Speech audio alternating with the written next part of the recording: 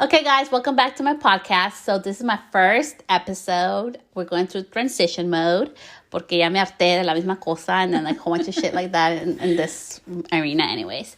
So we're going to do Latina Chingona AF to keep my cussing, tamed down. So we have Laura here, and Laura is an amazing... She's becoming an educator, and she does amazing bridal updos and makeup. And she's here with me today because we're going to interview her because she's Latina Chingona AF. She's a mama of two. Y también tienes tu esposo, right? Sí, ya tengo 15 años con él. Oh, 15 años con su marido. ¡Ay! Me ganaste. ¿Cuántos tienes tú? I think 8. Don't judge me. I love him, though. I promise I do. So, Laura, tell us about your story. Because your story is kind of interesting. And I want to know about this, too, because I don't know it.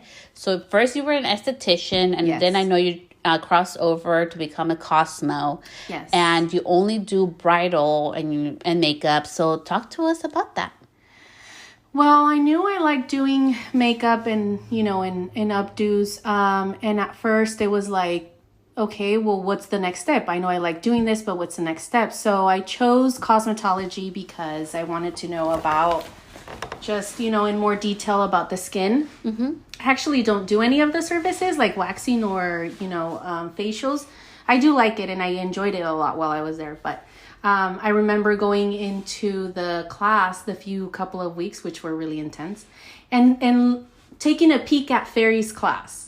And I was like, what are they doing with those mannequins? There was like all this like gel stuff on them, and I wouldn't ask anybody anything, but I would just see I knew I could never let go of that, the hair part, because Este is just skin. Yeah. So I did the whole Este, and I remember halfway I going to reception with Shania, and I was like, okay, Shania, what if, as soon as I'm done with Este, what if I do, Cosmo? And she's like, well, how about let's finish first your Este, and then, when you're done, let's talk about it. So I finished esthetician, 6 months, went and got my license, and I was, out, doing, services. But then I got the opportunity to rent a space right on State Street, or Main Street there in Ukiah, but I couldn't, do the services that I wanted to do if I didn't have that other part of license for the hair. So I was like, I got in contact with the school, and they're like, they told me what the options were, and then that's when I decided to go back, and I just, enjoyed it as well as I did, but I did feel, more towards the updos. I did enjoy the other services, but I did really like the updo part. So that was, as graduate from there. It's what, like a year and a half or a year? Yeah, it's like a year. It depends on your attendance. If you don't ditch or get sick, miss school. You promise you're never going to get sick only if it's needed, but then fucking shit happens. And then, I graduated from that recently, May of this last year. Yeah. Oh my God. Wow. Yeah. This May I graduated. That's crazy. 2019. And then now I felt like I had even more options to do what I wanted to do. So, I want to specialize more in bridal, and I'm doing, hair and makeup for bridal. And that's like where I'm at. And I'm really excited to take advanced education.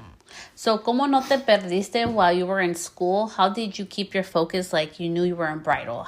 Do you think like your passion driven? Like what happened that made you stay focused and like just going in there, doing your Cosmo, getting out and knowing exactly what you wanted? What do you think helped you with that? I think when you really know, you just really know. You just don't enjoy doing the other services. You enjoy them for that time. Mm-hmm. But when you speak of a subject, whatever it is that you're doing, it doesn't even have to be about hair. When you talk about that thing and it just kind of brightens your heart and it just gets you so, pumped up and you just love doing it. And, you would do it even if you don't get, paid, or you just do it for the love of it. I think that's when that's like a gift that you have, and that's your thing. And you're just naturally gifted at, it feels good to do it, and it's rewarding in many ways, not only financially, but it's rewarding in, in many, many ways. So I think that's how I knew. Okay. For aesthetics, I knew that it was makeup. Because of course it was skin, so that was pretty, it was makeup. You do get to do a lot of makeup there, but not a lot. It's more towards facials. Yeah. But no, just every time I did, I think the thing was that before going into school, it was more like I was already doing this as like a side thing for friends and family, but I already went into it knowing what I liked. Okay. And then that was like what was going to get me towards my next step. So I think that's something that helped me, is just you kind of already knew that that's, like something you needed in order to like advance forward. Yeah. So what would you say to like people like myself? Okay, so updos does not come naturally to me, but I want to learn because I love styling hair. That's like, it showcases. Like after you do a color, you showcase. That's what I'm trying to learn updos, guys, because I want to showcase more of those pillows. So for me, does not come naturally. Neither their hair color. There it is. I said it out loud. I took so many classes because it did not come natural. I had to work really hard at it. Yeah. So what would you say to somebody who like really loves it, is passionate, and wants to do it, but does not have the natural gift like you do to do so? I think just, honestly, it's just hands-on. Si tienes monas, o tienes, friends que se dejan hacer su cabello, just tell them, me quiero enseñar a hacer peinados, will you let me? Yeah. Y siempre cuando hay fiestas, no hay nadie que te diga que no. Bueno, solamente si de veras, si no puedes hacer ni una trenza. No, aunque siendo la India María, Yeah, then you're like, no, but there's always don't that touch my part. I think that's always that part. But, if you are already doing friends and family, y sabes tú que sí te gusta, but you just want to kick it up to the next level, I would say start watching YouTube videos. That really helped me. Okay. And even with makeup, but updos in general, is just practice. Mira los videos, how they, do the combing, the back combing. Learn to use different tools también, como las enchinadoras. Algunas enchinan un poquito, más cerrado, más abierto. Mm-hmm. Estar mirando pero los videos. Videos ayudan mucho. Sí, eso es lo que me ayuda mucho, YouTube. Okay. Videos y más videos. Y tienes que aprender también, eso es lo que pienso, que conforme tú estás aprendiendo los updos, tú vas a encontrar tu estilo tuyo. Porque cuando yo empecé haciendo cosas, como dices tú, I wanted to, like, how did you know you wanted bridal? Mm-hmm. Empecé yo a hacer de todo. Quinceañeras también, madrinas y todo, y con muchos colores, con poquitos colores, y después fue que empecé a notar that my thing is more like just like a really nice glow, like just like a natural, that the foundation looks like really like nice and dewy and natural, and it's more of like porque dicen the no makeup look, but it really has a whole bunch of makeup, Yeah.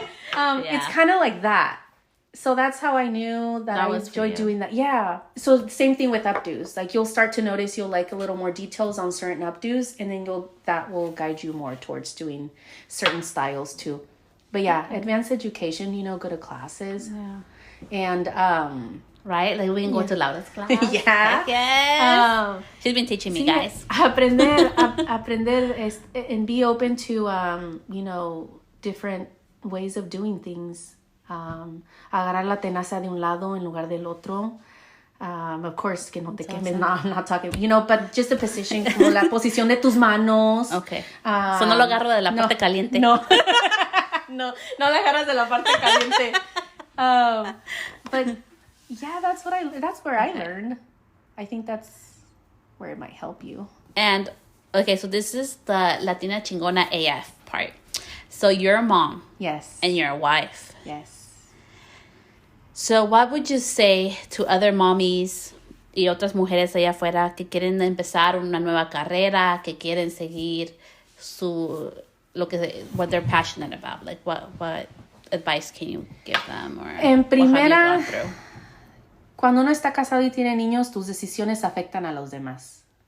Entonces tú tienes que también tener en consideración, obviamente eres mamá y ya sabes eso, pero hablar con tu pareja qué es lo que quieres hacer y tener la fortuna de tener el apoyo de tu pareja y entender qué es lo que quieres hacer. También está la parte financiera, que no sabes si lo que al principio no te va a dar mucho, pero si es de corazón lo que quieres hacer, más adelante sí te va a dar. Es cuestión de tiempo. Pero muy importante siempre tener en prioridad qué tipo de schedule quieres tener. ¿Quieres trabajar un día, 2, 3 días? Que era lo que estábamos platicando el otro día. Y es bien difícil tener un balance. Muy difícil tener un balance entre lo que quieres hacer y tener tiempo para los niños. Pero al final del día sí te da mucha satisfacción todo lo que estás haciendo. Pero también pues como mamá estar ahí para tus niños.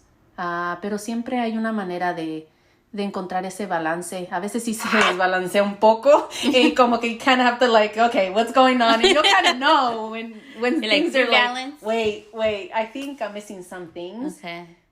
So I think, maybe you'll have to not do as many things, like works that you have or, Yeah. Pero empieza porque es tu prioridad. Si te sirve escribirlos, a mí me sirve escribirlos. Hey, esto es lo que quiero hacer en este año, en este mes, en esta semana. Pero también qué tengo que hacer para mis niños. Los tengo que llevar al soccer, los tengo que llevar a... Pero tener tus metas y tener un schedule. Like, si, por ejemplo, yo vivo de mi iPhone, tengo mi calendar ahí y ahí dice todo, así como igual hoy que iba a estar aquí con Laura.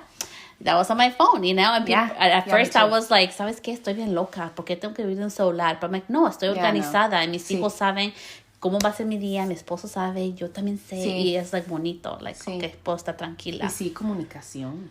Mucha comunicación. Sí. Pero sí se puede. Sí se puede lograr tener el balance. Nada más tener tus prioridades. Like, what is it that you want? Yeah. Pero sí se puede. Just like, todas empezamos primero con la familia. La familia siempre es la que apoya. Ándale, hazme esto, aunque no se mire. Luego a veces no muy bien. But they love you. They do love you. Yeah. Okay. Y Laura, y si te queremos seguir, what are your social media pages? Tell us. Tengo Facebook, es Laura Paniagua, y está mi antes tenía 2 brochitas y decía Laura Paniagua, pero es Laura Paniagua. Y cuando te metes a mi página, pues vas a ver ahí mi cara, y luego en la parte de arriba está una novia. Okay. So esa es Facebook. Y con esa empecé. Okay. Y luego y luego ya después Instagram. Con Instagram es Makeup by Laura Paniagua. Y la misma foto que está en Facebook está la misma foto en Instagram. Okay, perfect. Y ya, ahí puedes mirar todos mis trabajos. Ok, perfecto. Yeah. Pues muchas gracias, Laura, por haber agreed. No, a ti. Es mentira, ¿ok? Yo la empujé a hacer esto. So mean. Me dice, guess what? ¿Qué vamos a hacer? Ahorita vamos a hacer esto. And I'm like, wait, what? We're going to do a podcast y vas a ver que va a estar bien. Ok, pues muchas gracias. Thank you so much, hon. Yeah, welcome.